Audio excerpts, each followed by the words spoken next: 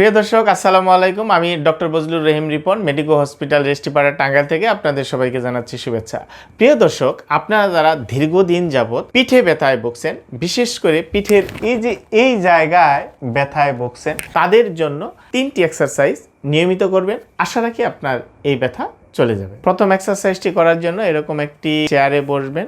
বসে আস্তে আস্তে এইরকম পিছনের দিকে ঝুঁকে যাবেন, 5 সেকেন্ড ধরে রাখবেন, আবার ব্যাক করবেন। এইভাবে 10 বার রিপিটিশন করবেন, দিনে 3 বার। দ্বিতীয় এক্সারসাইজটি করার জন্য আমরা এইভাবে দাঁড়িয়ে এরকম, এই যে আমাদের যে পিছনের পাখনাটি আছে, এরকম পিছনের দিকে এরকম ধরে রাখবো 5 সেকেন্ড, আবার রিল্যাক্স। এইভাবে আমরা 10 বার রিপিটেশন করব, দিনে 2 থেকে 3 বার। তৃতীয় এক্সারসাইজটি হচ্ছে এইভাবে শুয়ে পড়ব, এরকম হাতটি আস্তে আস্তে আস্তে আস্তে আমরা এটাকে রোটেশন করাবো, 5 সেকেন্ড ধরে রাখবো, আবার ব্যাক করব, 10 বার রিপিটেশন করব, দিনে 2 থেকে 3 বার।